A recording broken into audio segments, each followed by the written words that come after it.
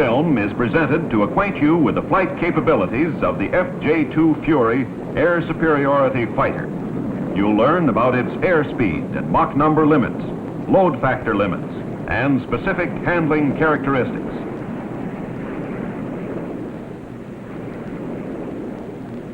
But first, let's get squared away on terms. We'll be talking about Mach number, which, as you know, is a percentage of the speed of sound. We refer to Mach number because unusual handling characteristics may occur at the same Mach meter reading regardless of altitude. However, indicated airspeed is something else. For instance, if you climb at a constant Mach 0.8, your indicated airspeed will be highest at low altitude and decrease until it is lowest at high altitude.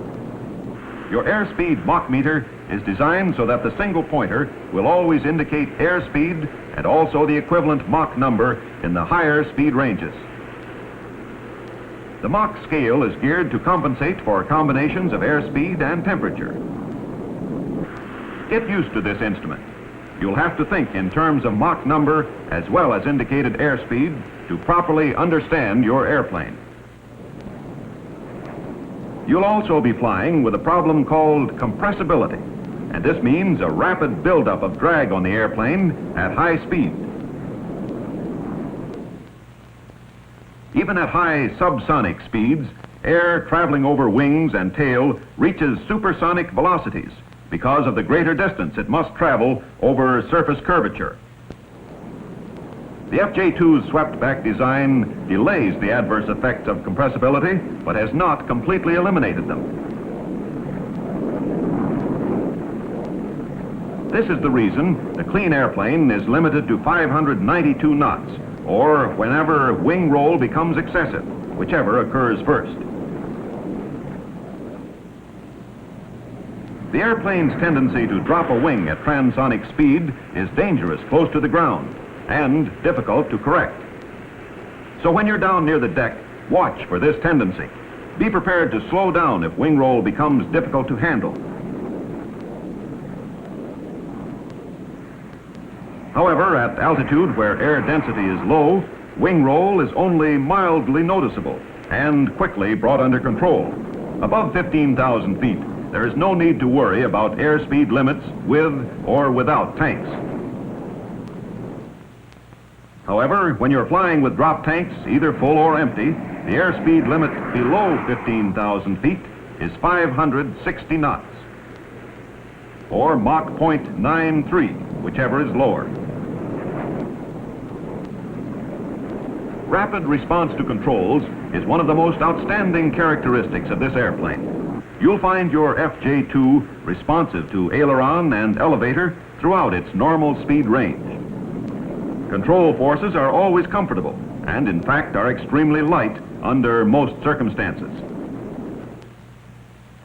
If you set up for a dive and trim for hands-off flight, indicating Mach 0.85 at about 10,000 feet, and then build up to limit speed, push forces on the stick will gradually increase up to 14 pounds. At 30,000 feet, still trimmed at Mach 0.85, push forces build to only 10 pounds as you increase speed up to and beyond Mach 1. Then, in a 6.5 G pullout at 10,000 feet, trimmed at Mach 0.85, pull forces won't exceed 25 pounds. With the same trim at 30,000 feet, where you can get about 4 G before a stall, you'll be pulling back just 16 pounds on the stick. So you see, this airplane is highly responsive to control and requires only a minimum of pilot effort. You don't have to pull many pounds at low altitude to bring your airplane past the 6.5 G limit. Until you're thoroughly used to the way the FJ-2 handles, go easy. Get the feel before you try close-in formation work or any violent maneuvers.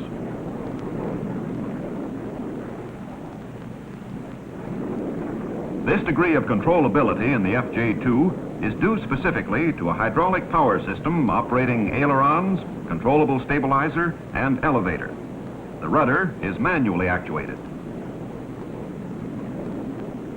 Working with this hydraulic power system is your controllable stabilizer, which furnishes a large effective control surface, thereby making it physically possible to maneuver at very high speeds. In the past, conventionally controlled airplanes were drastically limited in this respect. Conventional elevators became useless in the high Mach number range. Separation of airflow and shock waves resulted in severe buffet. In extreme cases, airplanes were not able to make low-altitude pullouts after controls had lost effectiveness in a dive from high altitude. The FJ2's controllable stabilizer attacks the problem like this. The entire stabilizer is a working control surface. It is, in effect, a large elevator handling air loads from leading edge to trailing edge.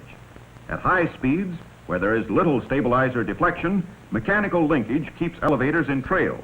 But at low speed, with large stabilizer deflections, the linkage increases elevator movement with respect to stabilizer position. You can see that with a large control surface like this, you're certain to get instant and positive response. The ailerons are also operated by the same hydraulic power flight control system. You will experience smooth lateral stick control forces, which are independent of airspeed, altitude, and G-loading throughout the normal flight range. And while we're talking about controls, remember, this airplane requires very little rudder. In high-speed maneuvering, it's almost unnecessary.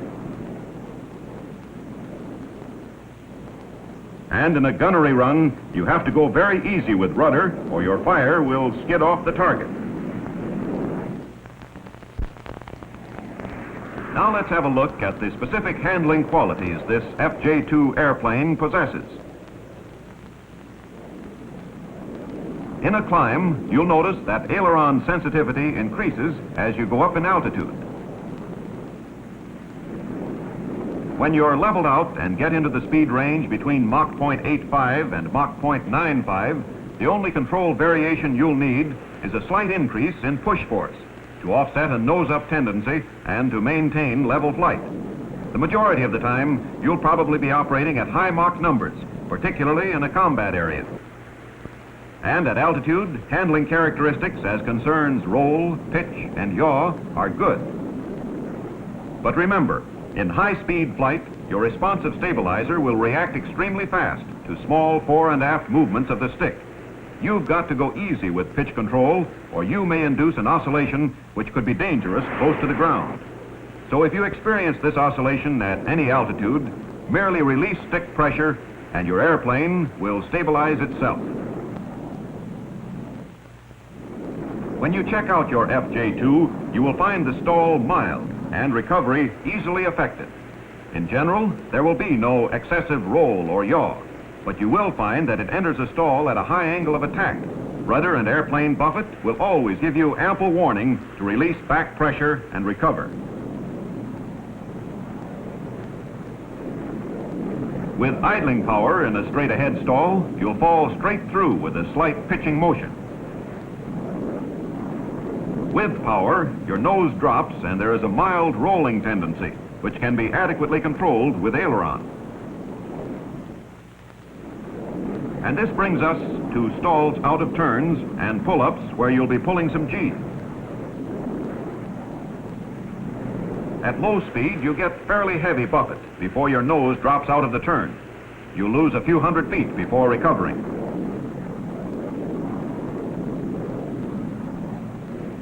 Then, in a high-speed stall, you're warned by heavy buffet before a wing drops sharply or you snap roll. You can lose about 1,000 feet out of a high-speed stall. Respect the stall warning heavy buffet gives you and avoid over-control. There is adequate availability of control to correct a mistake before you stall.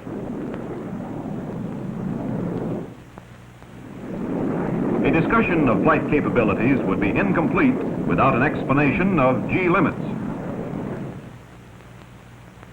With empty tanks or with a clean airplane, G limits are identical. The red line in normal pull-ups is 6.5 G. In rolling pull-ups, the limit is reduced to 5.2 G. And negative limit is minus 3 G. When you have fuel in your tanks, all your G limits are further reduced. In normal pull-ups, your limit is down to 5.2 G. In rolling pull-ups, the red line is lowered to 4.2 G. And the negative limit is minus 1 G. Of course, ultimate design limitations assure you a safety factor over red line G limits. But never use this safety factor except as a survival tactic. Structural deformation may result if you push the airplane past red line G.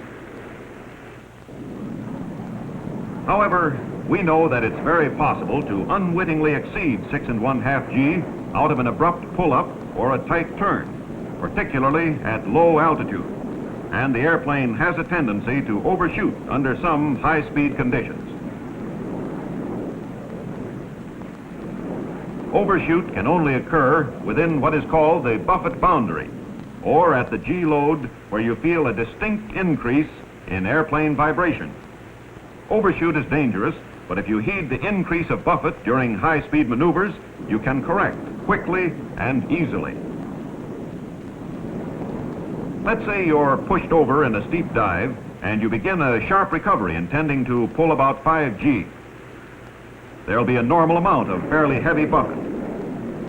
And at this point, the airplane may tend to tighten the pull-up all by itself. G builds rapidly. You'll feel a pronounced increase in buffet. And if you fail to release back pressure and correct, the airplane can overshoot dangerously, perhaps to the point of critical deformation or failure. Overshoot tendencies occur between 15 and 25,000 feet and at speeds between Mach 0.82 and 0.94, and always because of sharp maneuvering while in the buffet region. This does not mean you can't fly in the buffet region. It does mean that you should not continue to tighten a turn or a pull-up while the airplane is buffeting. Buffet itself imposes no limitation except that every pilot must know at what point to expect a stall or at what point overshoot could occur. Remember this too about overshoot. If you pop speed brakes in a high-speed pull-up, anticipate the slight increase in G they will give you. Always think ahead. You can learn this by study and practice. Check over the VN diagrams in your flight handbook. Here on paper are the operating flight limits of the airplane. Learn the capabilities and then go aloft and practice. Get the feel of buffet and stall at various altitudes. Train yourself to fly safely in the buffet region. Now let's take a close look at those VN diagrams and cover each item point by point. Using the combat weight of the FJ2, approximately 16,500 pounds, the VN diagram for 10,000 feet looks like this. Each line has a meaning. This line stands for indicated airspeed. This line for G. This line is for maximum allowable G. This for maximum attainable speed of the airplane. This is the buffet area. And this all-important stall line is determined by combinations of speed and G. Diagrams change shape with altitude, becoming progressively smaller as you go up, due to the decreasing amount of G and indicated airspeed you can attain at high altitude. So you can get a better picture of these various operational limits, imagine the VN diagram for each altitude as a separate island in the sky. At 10,000 feet, your operational island will be shaped something like this. Pretty large, lots of room to get around. and the real estate here is friendly enough, not too cloudy with buffet. But the Red Line Mountains look rugged, and beyond, a dangerous-looking area. Not very healthy flying country across there. Seems all right on this side of the mountains, though. So let's fly on at about Mach 0.5 and do a little air work. Try a pull-up, a sharp one. Build some G. That's it. You get into buffet at about 4G, mild, and when you reach 5G, you stall out. No trouble at that speed. But let's advance the throttle. And when you're pushing Mach 0.9, pull her up again. Mild buffet at about 5.5G. 6, hold it. 6.5 is the limit. Hold it. Keep your eye on the accelerometer. You've got plenty of operational room without getting into trouble on the wrong side of Red Line Mountains. Let's get a little more altitude. On 20,000-foot island, you'll find the place fairly representative of the islands between 15 and 25,000 feet. In this range, overshoot can be serious unless you correct quickly. Take a flyer at this island. Throttle up to Mach 0.9 and pull up sharply. Buffet will come in at about 3.5G and begin to build as you tighten the maneuver. Now start to watch it. 4.5. 5G. Feel the buffet increase? Start your recovery now, before overshoot sends you beyond the 6.5G limit. That's right. Always lead your recovery in a steep turn or a rapid pull-up at this altitude. Now let's see what 30,000-foot island looks like. Getting smaller now, but there's still plenty of room for maneuvering, and there is no danger connected with overshoot here. You just can't pull enough G. Notice the buffet region. You're not going to get very much or very strong buffet before you stall. So remember, at maximum level flight speed, 3.5G is the most you can get out of the airplane. At 40,000 feet, your operational island is smaller still. Of course, it's great for flat-out speed, but you can't pull the nose up sharp or bend over hard in a turn. A little better than 2G at Mach 0.9 is all you can get at this altitude without a stall. Buffet won't give you very much stall warning up here. So practice pulling the maximum obtainable G in this thin air. Fly in the buffet region and get the feel of just how far you can go with a turn or a pull-up. A stall in combat can be a fatal mistake.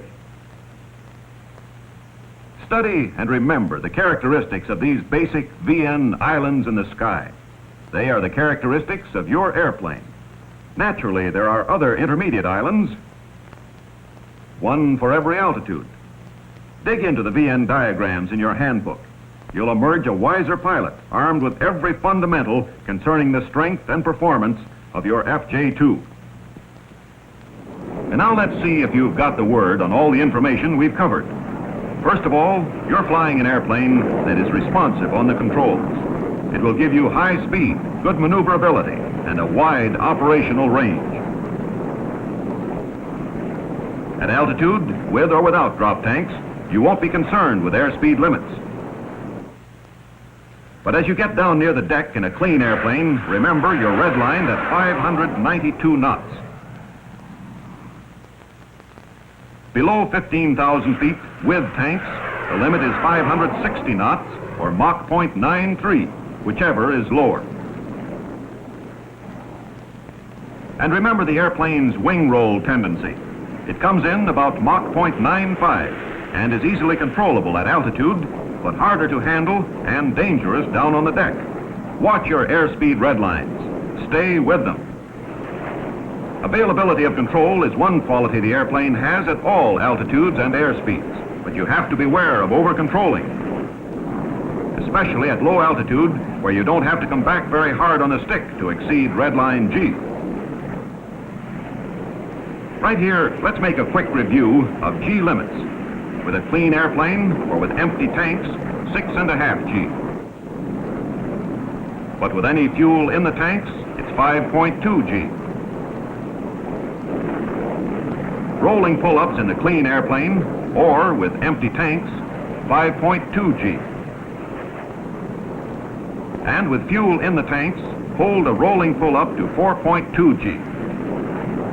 The negative G limit is -3 in a clean airplane or with empty tanks. With full tanks, -1 G. Remember these limits, they're important.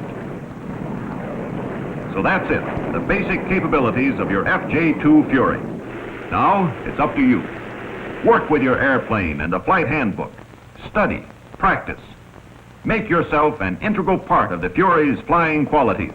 And you're on your way to the kind of precision work that spells combat readiness.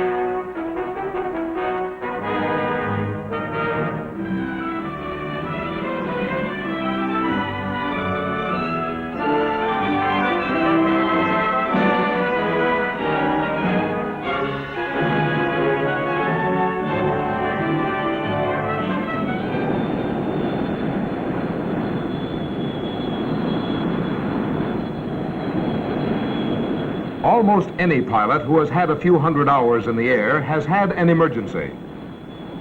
An emergency is not hard to handle if you are familiar with your airplane. Familiarization with the right procedures at the right time can mean the difference between ejection or a safe return to base. So let's check out a few of the items that call for immediate action.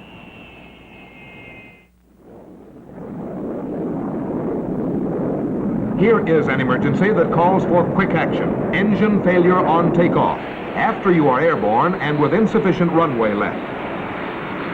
Release drop tanks. Throttle off.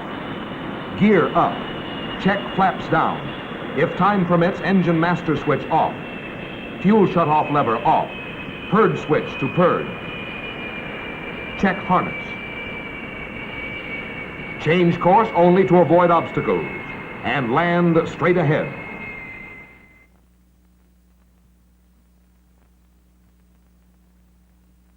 As soon as the airplane stops sliding, get out and away from it quickly. Here is an emergency where you would have more time to act. Compressor stall. This is identified by loss of thrust, a pulsating roaring noise, engine vibration, rapid rise of exhaust temperature, and loss of airspeed. Act fast before flameout occurs. Retard the throttle immediately to idle. Wait until exhaust temperature decreases, then accelerate very slowly to desired RPM.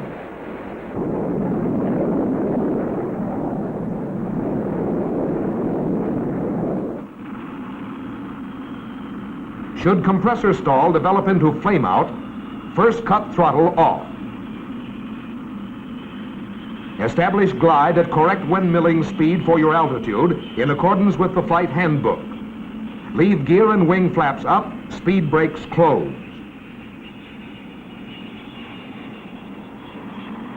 Remember, restarts are possible at altitudes up to 40,000 feet, but your best altitude is 25,000 feet or below, and at an engine RPM of 25%. This will prevent engine over temperature at restart. Prior to attempting an air restart, turn off all non-essential equipment in order to reduce battery output to a minimum. Fuel shutoff lever on. Check engine master switch on. Switch to battery generator. Emergency ignition switch on. Advance the throttle to approximate idle position and watch exhaust temperature gauge for signs of ignition. If it does not rise beyond 200 degrees, retard the throttle and attempt another restart. After a successful restart, turn emergency ignition off.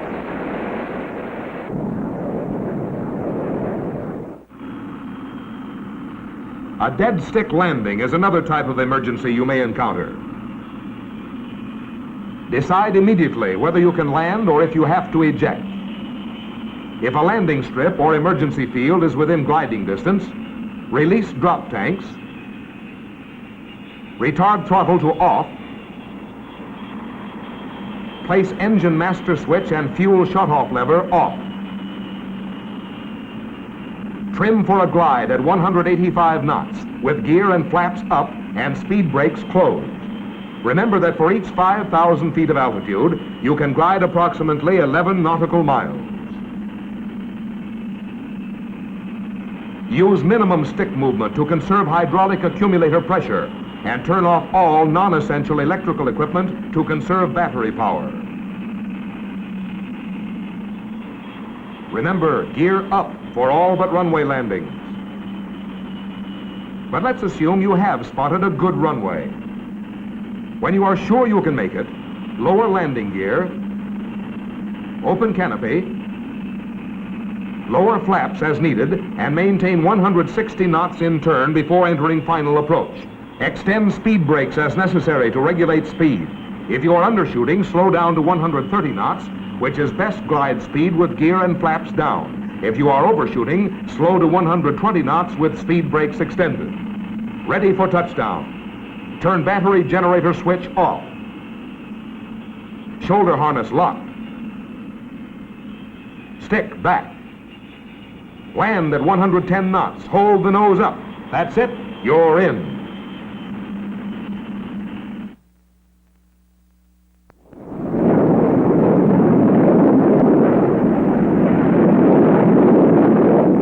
Should you have to leave your airplane in flight, always use the ejection seat.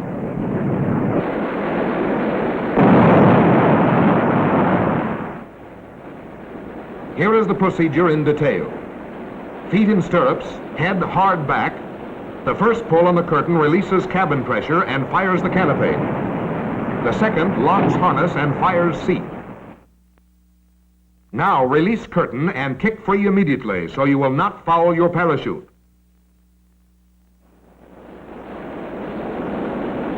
In the event the canopy doesn't jettison, pull the canopy emergency handle. Then, if the canopy does not fire, pull the handle on the headrest to arm the seat and eject through the canopy. Landing control of the FJ2 is good at low speeds with the hydraulic flight control system, but you must always be alert for split-second decisions. If, when you move the gear handle down, the gear will not extend, as shown on the indicator, pull the emergency landing gear handle to its full extension. Hold for 2 seconds, and the gear will extend. If necessary, yaw the airplane to lock the main gear.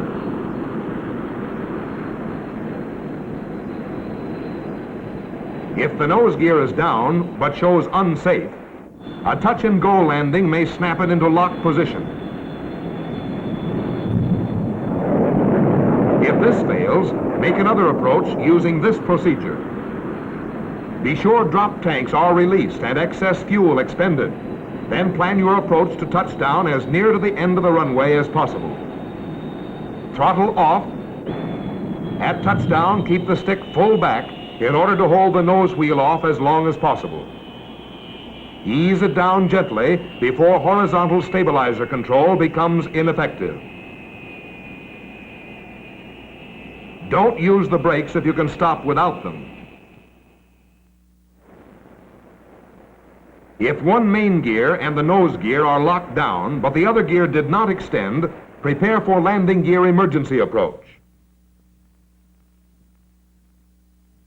Hold the wing up. When it drops fast, and you may ground loop. Get out and away from the airplane immediately. In the event that all attempts to lower the gear have failed, follow this procedure for gear up landing. Leave gear handle up, flaps down. If you are undershooting, slow to 130 knots, your best glide speed with gear up. If you are overshooting, open the speed brakes as required at approximately 120 knots. Use normal landing technique. Stick full back, wings level, touchdown at 110 knots. As soon as your airplane stops sliding, get out fast.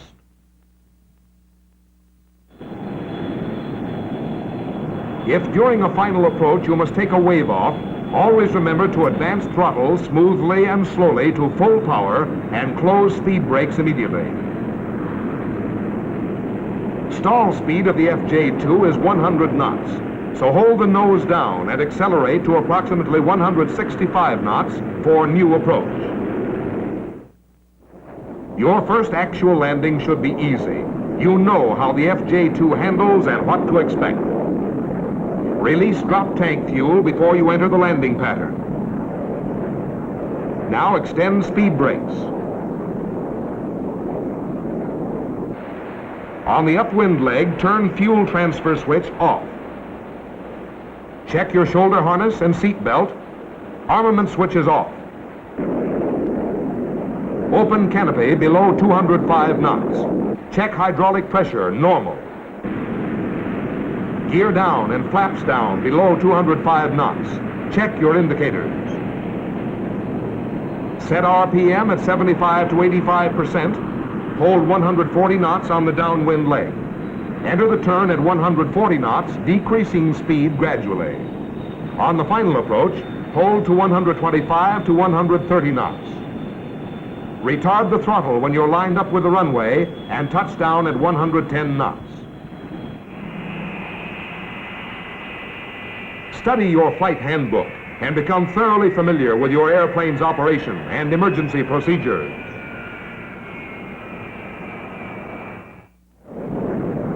Flying a jet fighter is serious business. Your success in operating the FJ2 under normal or combat conditions will depend on how well you know your airplane. Check and recheck your understanding of the FJ2. For in the final analysis, its effectiveness will depend on you.